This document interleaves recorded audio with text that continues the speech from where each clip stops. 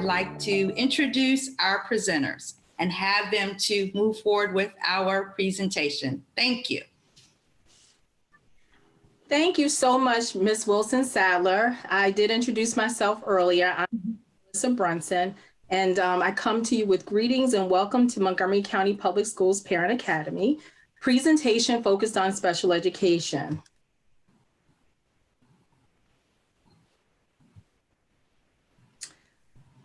We are just so excited to share with you information about special education in Montgomery County. And these are some of the topics that we will review tonight. First, we will start off with a presentation around special education resources. We will share what the Maryland State Department has, Maryland Learning Links, which you will learn about in a few. And also what we have on our website. There's a lot of information there. And so we want to make sure that you are aware of what's there and that you can have easy access to if you have questions about special education. We also want to go over, what are we doing in special ed regarding the reopening of schools? And so there is going to be a special focus on individualized distance learning plans. Next, we will discuss progress monitoring and evaluations during distance learning. We know that people had questions about that, so that'll be important. Those two will be important topics. And lastly, we want you to have so much success in your meetings. We decided to take a moment in our presentation to talk about tips for participating in virtual IEP meetings. As a reminder, you do know that this presentation is being recorded and that after it's recorded, it will be posted to the webpage www.mcpsparentacademy.org, where you'll have access to this presentation. And so that this presentation remains productive and meaningful to everyone, we developed some simple do's and don'ts. So we ask that during this presentation that you remain present and engaged. We ask that you do mute your microphone. We ask that you also use the chat feature, should be at the bottom of your screen or somewhere on your screen, to ask questions or share concerns to this presentation. As stated before, answers will be provided throughout this presentation and also at the end of this presentation. And lastly, we ask that you do not disclose confidential information such as student teacher names.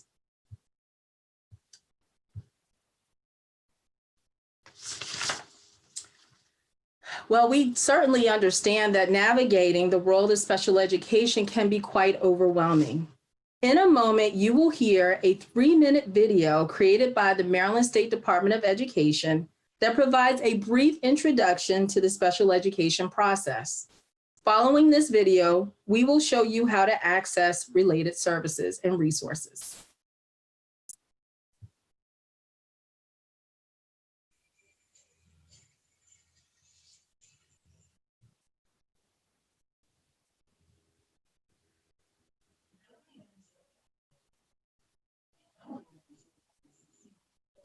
Hey, Melissa, I don't think families are able to hear your video. Would you mind maybe turning up your volume?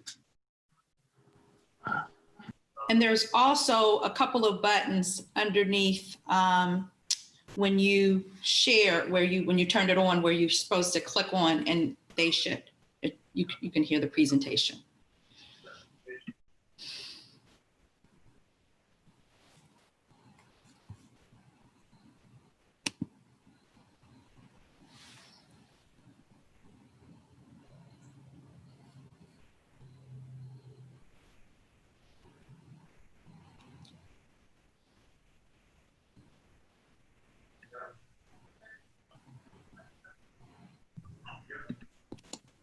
Oscar, can you assist her with that, please?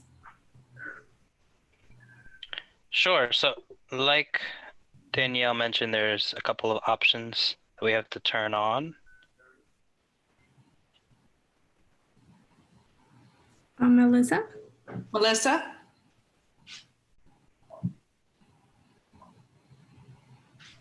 I think you might want to first unmute yourself. Yes. Okay. We couldn't hear the video, so we wanted to make sure that you had that option checked where audio also comes through when you press your share screen button.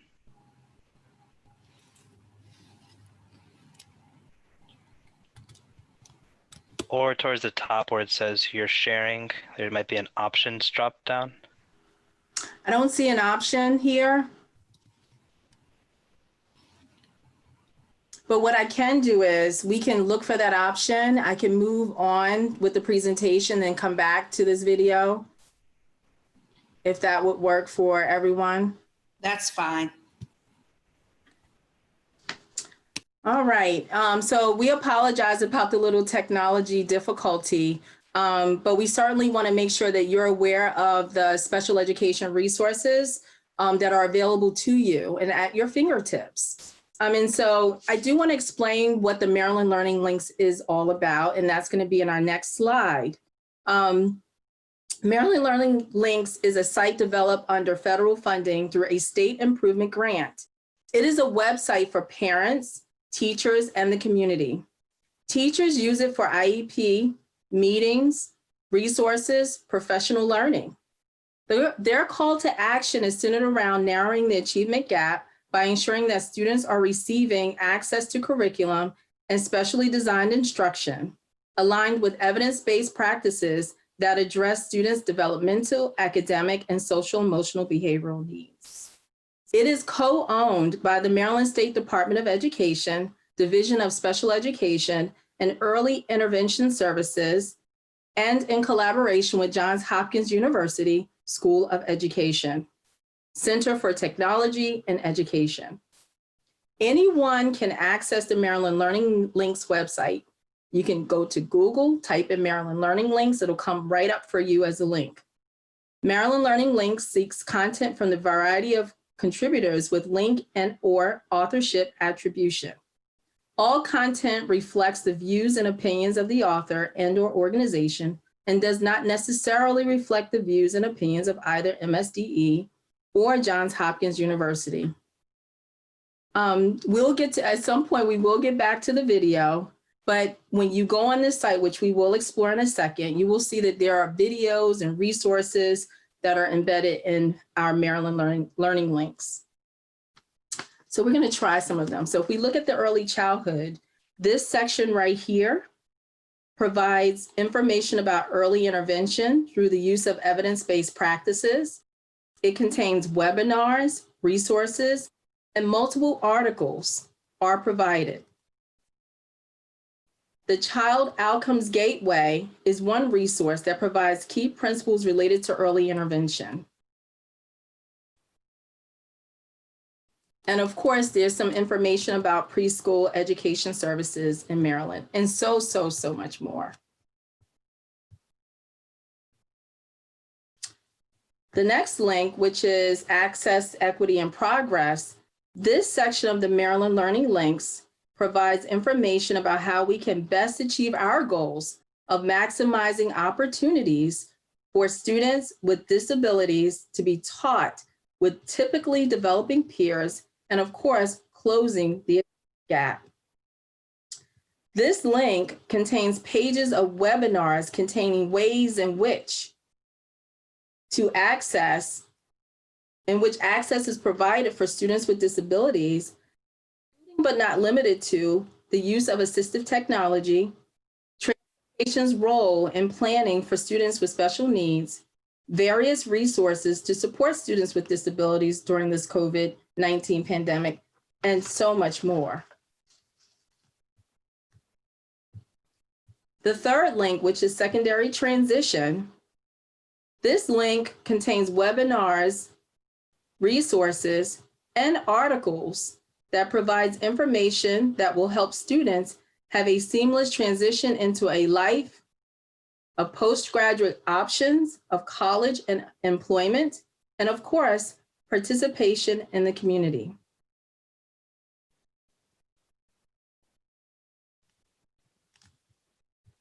And lastly, we have a link just for families.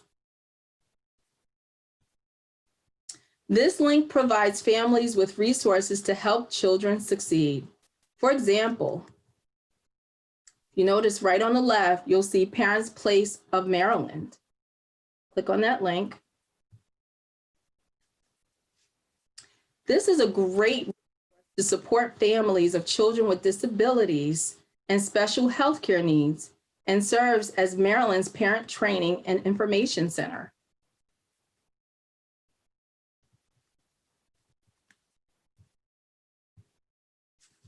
So I do hope that that was helpful for you to understand what Maryland State Department has for you that you can access at any time.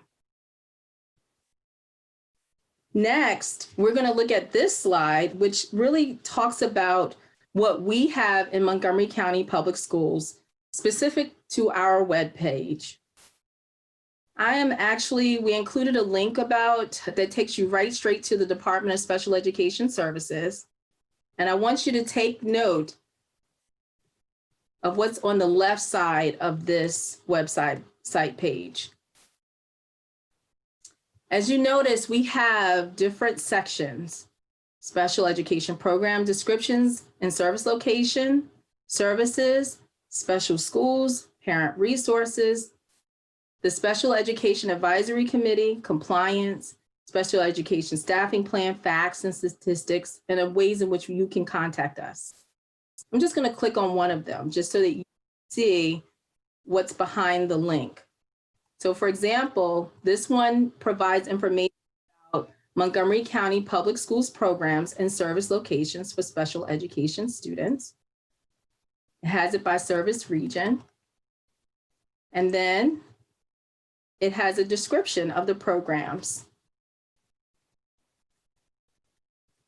Very often we're sharing this link with parents when they're asking questions about very specific details about programs. And of course, they often want to know what the locations are. So this is definitely useful to you as parents if you have questions about that. We also included some other embedded links here that is actually replicated on the website just for your access. So one of the first questions that often comes up from parents is that, who do I contact if I have a question or concern? You always want to start at the school level. If your student has not been identified, but you have concerns and suspect that they may have a disability, you can certainly contact the classroom teacher, counselor, and an administrator. If you have specific questions pertaining to your child and special education, you can just scroll down this page, right here on this side of the page. If you click on any of those links, it will get you to any of those departments. But if you have specific questions pertaining to programs such as homeschool model, hours-based, learning and academic disabilities, elementary learning centers, school community-based, and learning for independence programs, or have any other questions, you can email us. And so this is a part of our presentation. I sometimes will ask parents, if you want to, you can take a picture of it. But you will get a link to this presentation and you will have our email addresses. At this time, I would like to take a moment to answer any questions related to this part of the presentation that may be in our chat. So far, we don't have any. Okay. All right. So I think at this time, we can turn it over to my colleague, Ms. Claudette Smith, who will discuss the reopening of schools as it relates to special education. Good evening, everyone. So as you know, last March, all schools closed, and teachers did their best to provide instruction with somewhat limited resources at that time. But now this fall, we opened back up and we are providing the best education that we can. I'm going to share information regarding how special education is supporting students through virtual learning. MCPS has a section on its website dedicated to providing information on how students will receive instruction during this time. At this time, students will receive instruction through the virtual platform at least until January. On this website, you will see the state requirements for opening our schools and our guiding principles and our plan. There are specific requirements for when we decide to open schools back up. Also, as you can see, our goals include providing flexible and robust instruction through synchronous, which is live instruction, and asynchronous recorded instruction. This allows parents to be able to access lessons at another time if their child was unavailable or they were not able to maybe sit with them and do the work. They can still go back for 72 hours and see the lesson. There is a section for each level that provides sample schedules, the amount of time for each subject.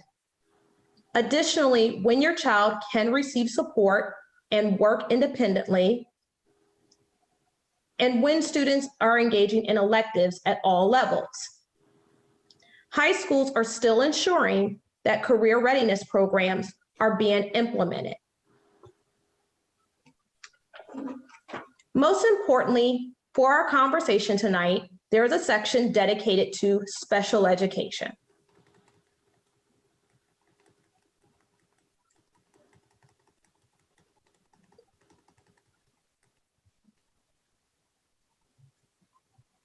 There are sample schedules for students on alternative learning outcomes. Turn on the side. I don't know if you want to click on that, Melissa. What would you like for me to click on? Mm-hmm. Let's go.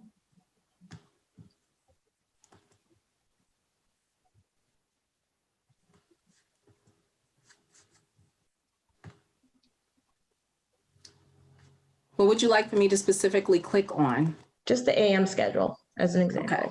Sorry. Okay, thank you. Yep.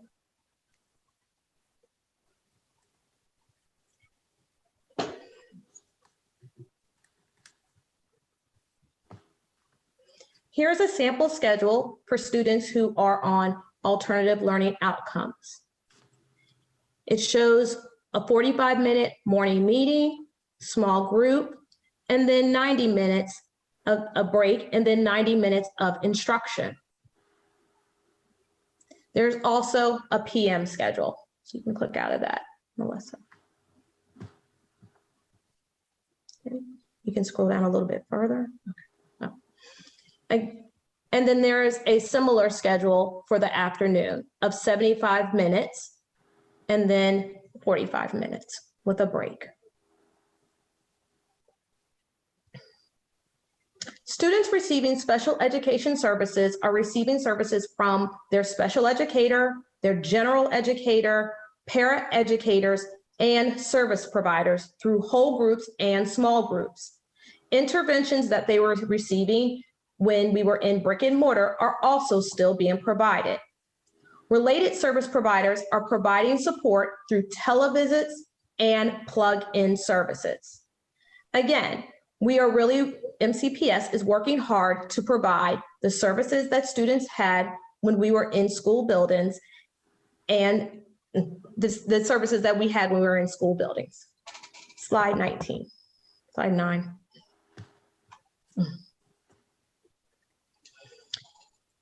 Each student has an individual distance learning plan. Your child's case manager should have contacted you and discussed the plan with you. What we call the IDLP does not replace the IEP. The IDLP is used during this time. The goal of the IDLP is to align it to the IEP as close as possible in this virtual environment. The IDLP is documented in the prior written notice. Revisions will include the goals that will be addressed, special considerations due to us being in a virtual learning platform, supplementary aids that can be provided and maybe it may need to be modified again due to the virtual platform, and accommodations with modifications. They will also look at the service hours that your child will receive.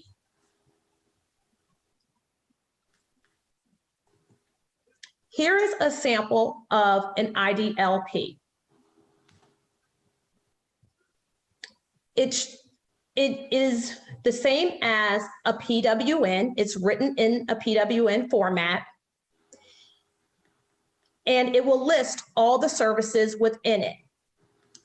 If you have not discussed this with your child's case manager, you need to reach out to them and set up a time to discuss what services your child is receiving during this time. Again, it does not replace the IEP. It is just a plan that we are using during virtual learning.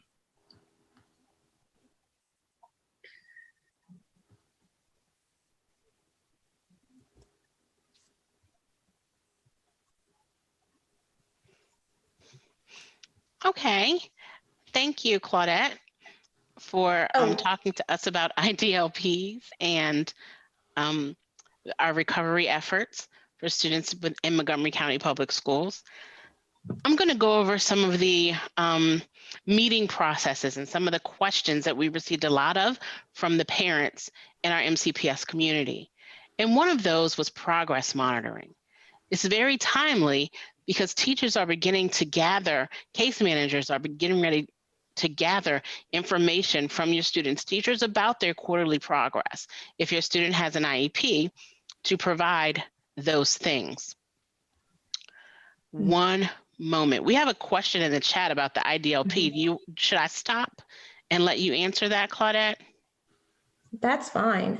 The question is, who identifies if a child qualifies for an IDLP?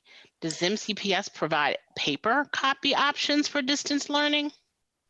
So all students that have an IEP qualifies for an IDLP. And the teacher could try to mail you a paper copy, but it's usually sent to parents through email. If your child receives special education services, they should have an individualized, they should have an IDLP.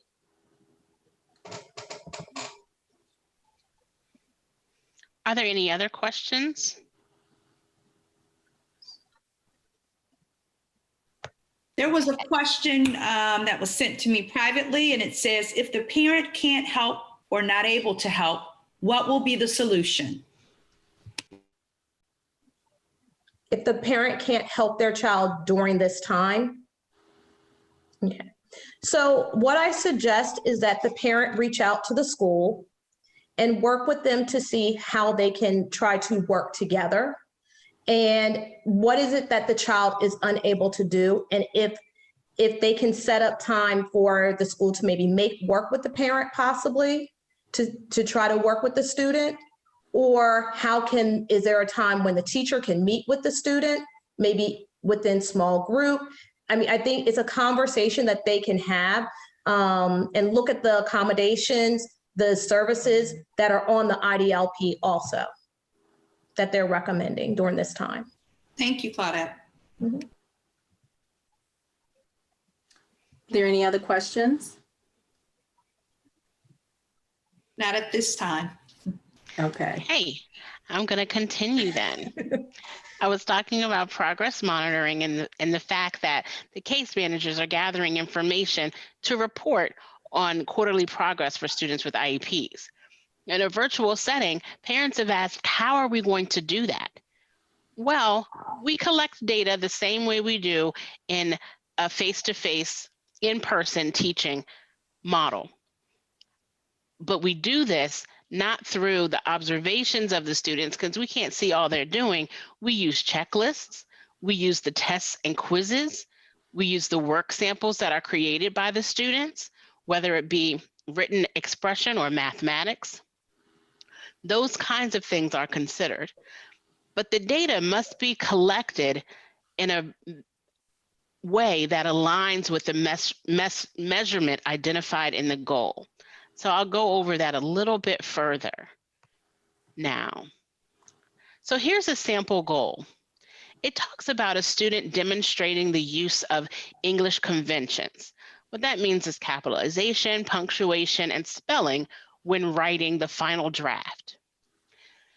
So what we want to look for in our quarterly progress is for the case manager to let us know on 3 of those 5 writing samples, did your child earn 75% or better in the area of conventions only? So when we're taking a writing sample and we're not talking about the content or things of that nature, for this goal, we're just talking about if the student was able to capitalize, punctuate, and spell appropriately on 3 out of 5 writing samples. It may be the case that given the virtual setting, the student only turned in 2 out of 5 or was able to produce. Maybe they were only able to produce 2 out of 5, and that's information that you'll see. Since this is a yearly goal, then we expect to have at least that many samples by the time we complete the IEP's yearly cycle.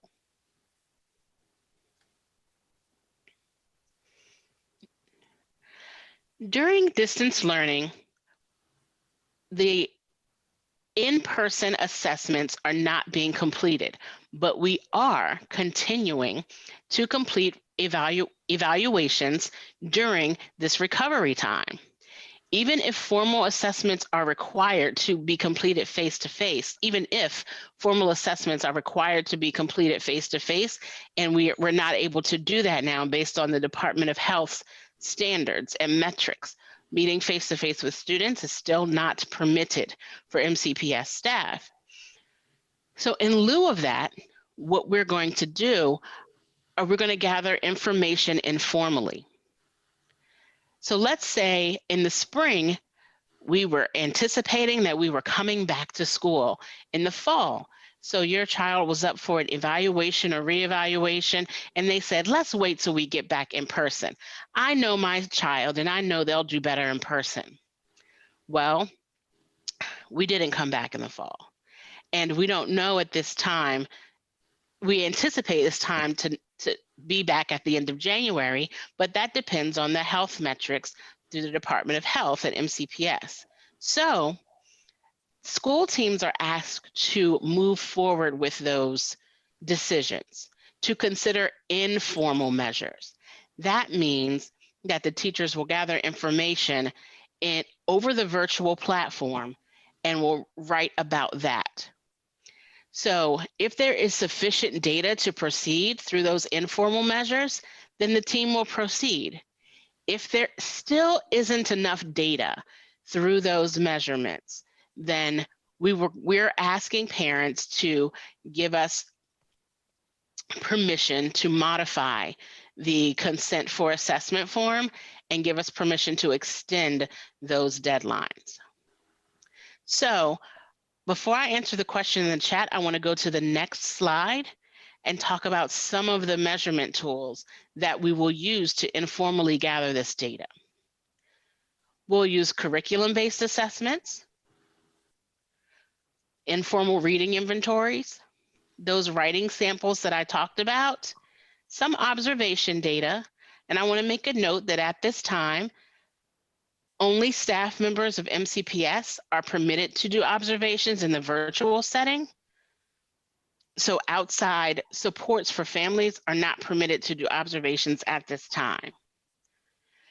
Teacher-made assessments, rating scales. That's when the parent or the child care provider, the caregiver for the student, as well as the teachers provide information on students' social emotional functioning, attention, adaptive skills.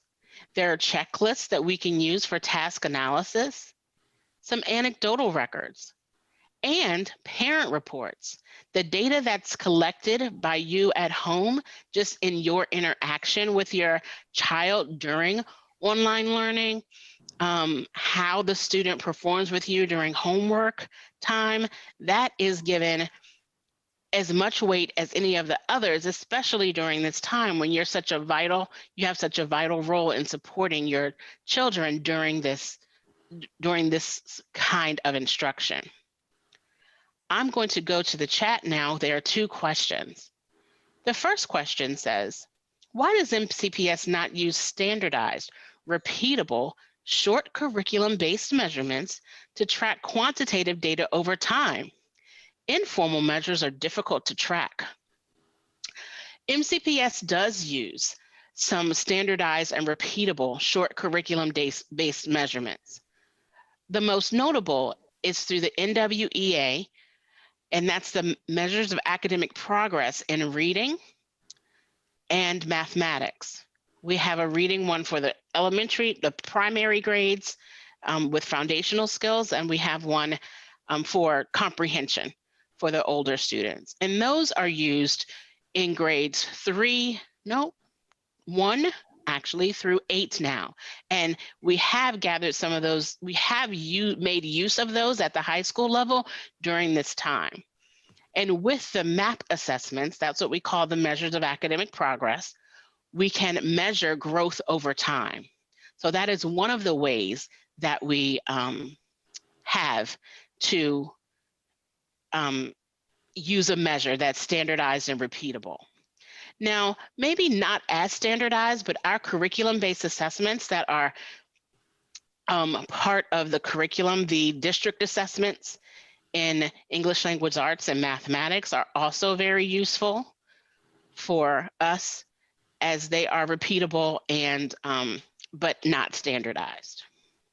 We understand the limitations of informal measures, and on the reports that you receive, our assessors, our qualified assessors in the county will write that the information should be interpreted with caution because of this time, because of the educational setting.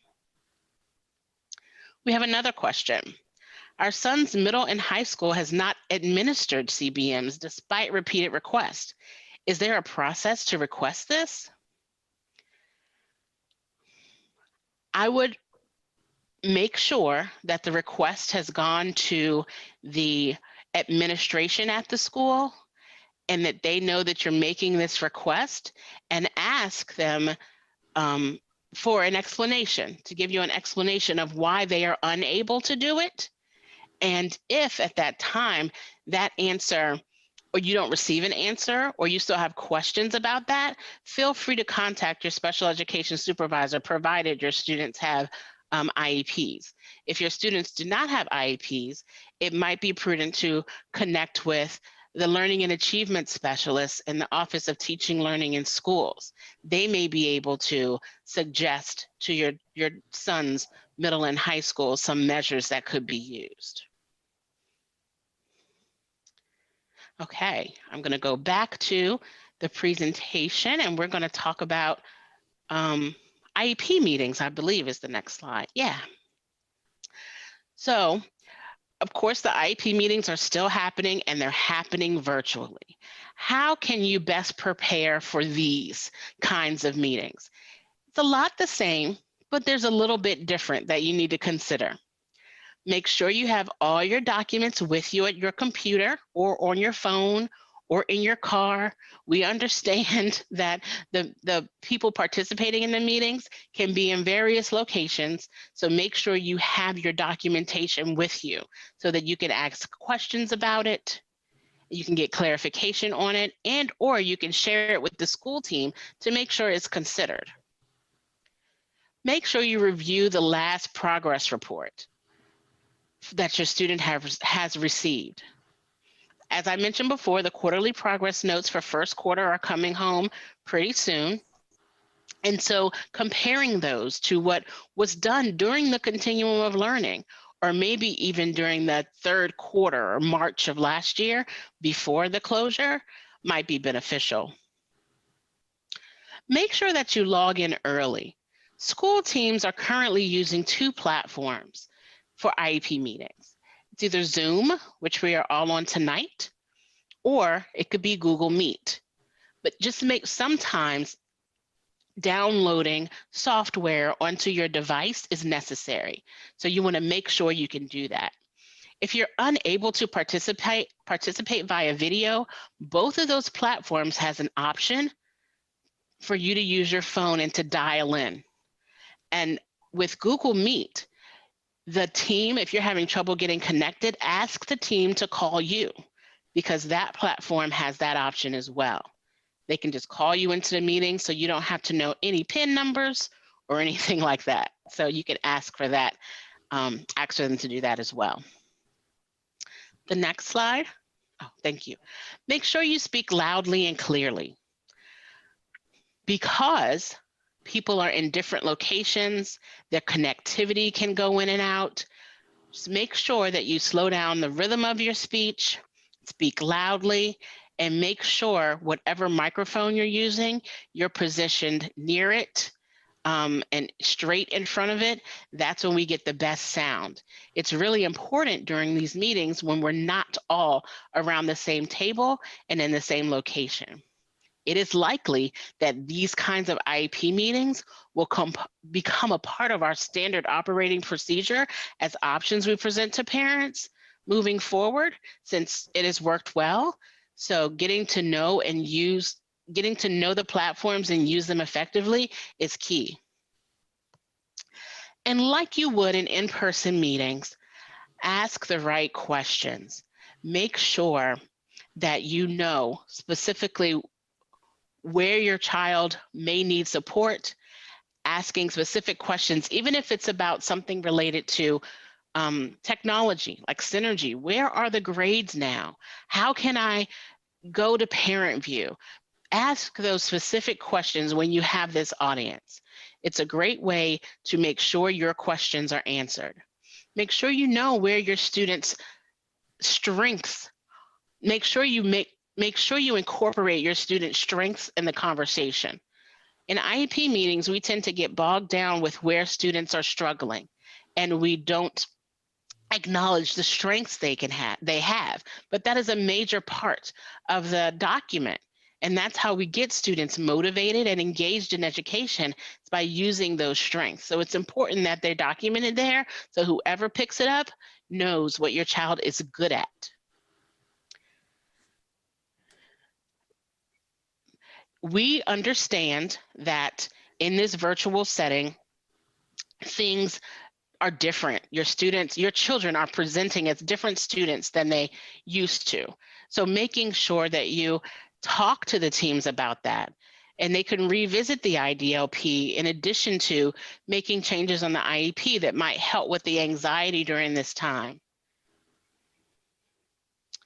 So now we want to talk about a resource that we have for you, and it is a capture sheet. There is a link in the chat, and Melissa, if you could click on that link to open it. Thank you. The IEP meeting parent capture sheet is just something to help you organize prior to a meeting and to support you after the meeting in remembering what you need to know. On the left, there's a list of team members. The case manager, administrator. It's more important now than ever that you know the email of the person for whom you're calling. And if that person has set up a phone number to reach them during this time, that you have that as well. Because we have heard the parents loud and clear that calling a school and getting the voicemail is not particularly helpful, or leaving a message isn't helpful because you're not sure that it gets to who you want it to get to. So making sure that you have a place to write down that information is key. And also on your end, making sure the school has the best email to reach you is also very important during this time. So checking on that and making sure it's correct is very important. On the right, you have a place to capture what you can expect from the school team in supporting your child. Can you expect them to go to the virtual check-ins to the teachers? Can you expect communication from the team on a predetermined basis? What can you expect? And writing it down at that meeting, it notes that there's agreement between you and the team that this is what you can expect them to do. So if someone doesn't meet that expectation, we can revisit it and hold them accountable. But then it's also important, scroll down for me. Oh, no, I'm sorry, scroll up to the boxes again. Thank you. Right there's fine. What can you do to provide support to my child, to your child? It's important that you write that there. If the school team is giving you a strategy that you want to make sure you use at home, or during the Zoom, or, for this particular class, you're going to access the video as opposed to having the child participate in the live session because they may have another therapy that they need to get to from an outside provider. Just what can you do to support your child? How can you help? And that box helps to hold you accountable. And then there's a place for additional information. This is a two-sided sheet, and on the back, it talks a little about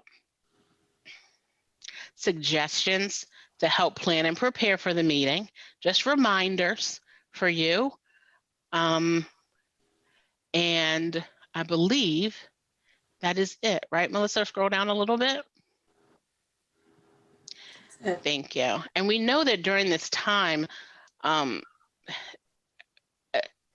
parents, teachers, and students are all passionate about where we are right now, what's going on in our community, what's going on in our state, what's going on with the national health crisis. So trying to remain calm and planning what you're going to say at the meeting or planning your questions is key. So you can make sure, that you get answers and make sure that your input is considered in full by the team.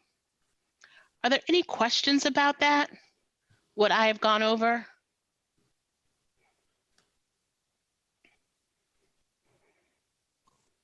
I just want to say, where were you all my life and all these meetings?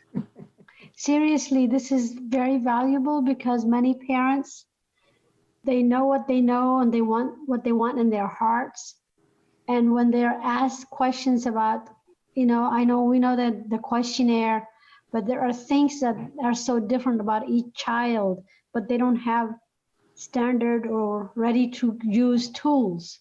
So they say a lot of things, but then whoever captures it is up to the person to capture it.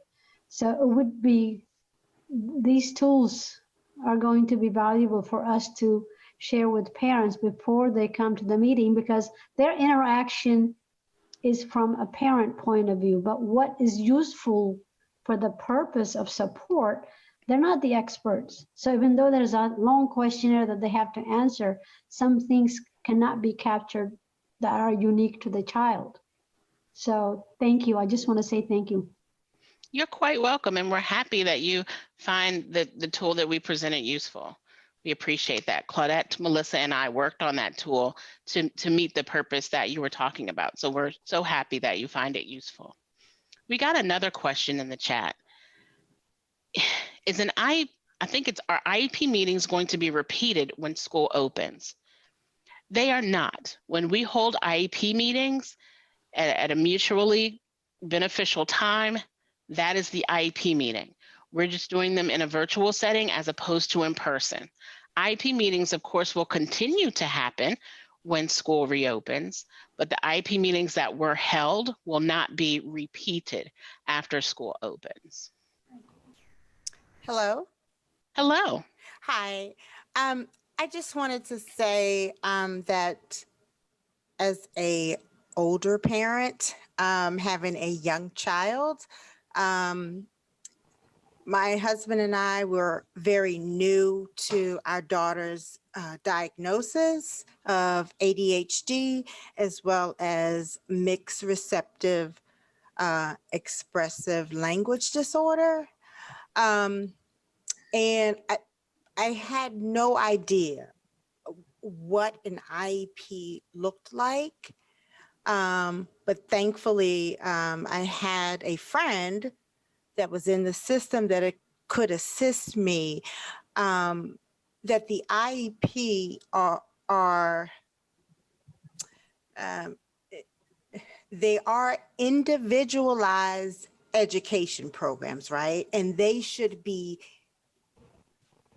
set up specifically to your child, not a general template, if you will. Fortunately, I was able to be schooled on that and had several meetings to incorporate what my daughter needed, what her individualized education program should have in that document. So I feel that we were fortunate with that being educated on that, but it took a while. I had no idea. We had no idea what an IEP was. Again, we were so new to her diagnosis, and it's real.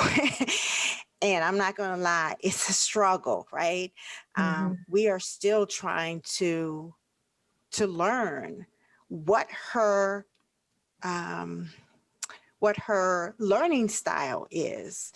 But I encourage the parents, just based on what I've learned, to really incorporate your child, their strengths, their weaknesses in that IEP, and don't let the school give you some type of template, because your child is not a template. And that's what they are. They're individualized education plans. So each child has their own plan. That's all I wanted. Thank you so much. Thank you so much for saying that. As a special educator for 21 years, I want to let you know that the learning on behalf of you and your family and your daughter is going to continue, because her academic identity is going to change. Yeah. The kind of learner she is going to change.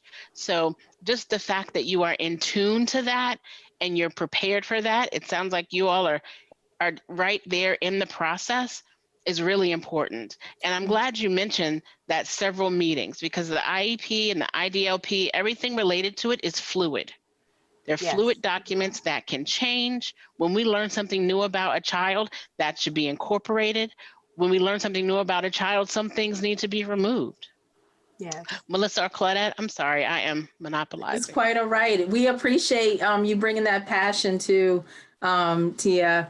And I'm very happy that you brought that up too as a parent, because the process seems so complicated, and for some parents, it's very intimidating and quite frankly, overwhelming. And so we really wanted to include this part of our presentation around what you as a parent can do to sort of empower yourselves when you're working with the school.